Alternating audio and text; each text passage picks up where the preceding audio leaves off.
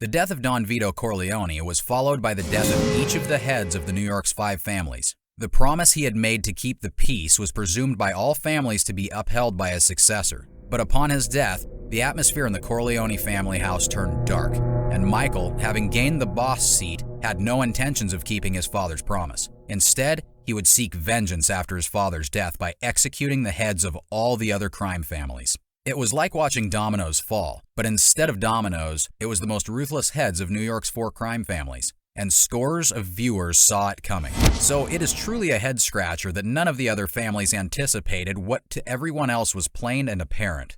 Is there a reason to believe the other families should have suspected this betrayal? The answer is a resounding yes. They too saw it coming, or at least that's what I would like to believe.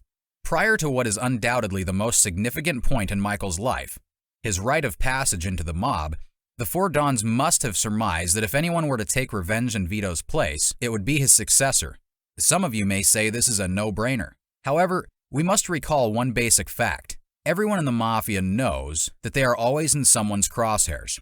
Almost without exception, the death of a mobster is early and violent. And although an early death may have been less likely for a mob boss, it was nevertheless an accepted fact that there could always be a target on their back. To be sure, the rival Dons would look in only one direction for any retribution sought in the attempt on Don Vito's life, as well as for the death of his eldest son. Upon his ascent to power, the next godfather would undoubtedly put a contract out on them. This shouldn't come as a surprise to anyone, least of all to the mob bosses. I think it's safe to say that this is one eventuality that is quite literally a foregone conclusion. Being marked for death is to be expected. This is organized crime, after all. No one in the mob, let alone the mob bosses, ever fools himself into thinking he would die a quiet, peaceful death, or even a death of little consequence. Mob bosses are men who mattered, and as such, they had accepted that brutal death is the ultimate price to pay for all that money and power. Barzini, Tattaglia, Stracci, and Cuneo, the knowledge of this basic fact of inevitably being murdered was always in the foreground. It was never a question of if or when, but by whom. The thing is, it seems to me that the furthest one from their minds to be appointed as the new godfather after Don Vito's death was Michael Corleone. Well, almost all of them. If you recall, Michael killed one of New York City's finest, Police Captain Mark McCluskey. This was the rite of passage wherein Michael gunned down Salazzo and McCluskey in the Bronx, and it is Barzini who may have been the only one of the rival bosses to have known. Yes, I realize that everyone thinks otherwise, but think about it for a minute. Barzini was the only one who made an attempt on Michael's life while Michael was in Sicily. Imagine his sense of urgency to quell this threat, and he almost did. He came so close to having Michael assassinated in Sicily, but instead of killing him, he only succeeded in blowing up a car, along with Michael's young wife, Apollonia. Barzini felt it was bound to happen, though. Because come to think of it, wasn't Tessio practically Barzini's inside man? All that was needed now for the rival Don to put an end to this threat once and for all was the right occasion.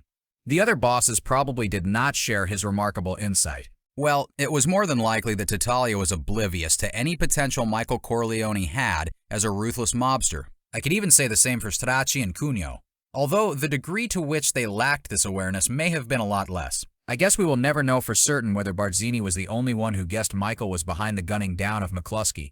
After all, he and Tattaglia may have conspired to eliminate Don Vito Corleone. But it is not clear that Barzini shared all his decisions or exchanged all his suspicions with the man, because as it turns out, Tattaglia seemed to be held in rather low regard among the other Mafia Dons. He was simply a pimp in Don Vito's mind. Chances are that Barzini may have felt the same way. Be it as it may, the chances that the 4 bosses thought the youngest Corleone had the resources to carry out assassinations in rapid succession on not just 2 or 3, but on all 4 of the mob world's most formidable figures were in my mind rather slim. It bears pointing out, once again, that all the significant players in La Cosa Nostra believed Don Vito's promise would likely expire along with him, and that whosoever is appointed to take his place would play the role of godfather the way Don Vito had, with certain vengeance. I think we can all agree that Michael, upon being appointed the Corleone seat of power, was a complete surprise to the other families. After all, everyone saw him as Don Vito's straight-laced son, Michael, the youngest Corleone who enlisted in the military, who risked his life fighting in the Second World War, a picture-perfect law-abiding citizen. It isn't very hard to imagine, then, that they also shared another poor perception of Michael, one held by his older brother, Sonny, On the night before Don Vito arrived home for his birthday, Sonny declared to everyone at the dinner table that his little brother's enlisting in the military had upset him. He thought Michael should never have gone off to war, and because of this, Sonny thought Michael was just a chump, a fool, risking his life in a war that didn't even involve the family at all. This begs to question, could any of the Dons even think that someone like Michael, someone they deemed not a threat at all, could possibly orchestrate the execution of the four most successful, most powerful, and most feared of all men in New York City's Mafia?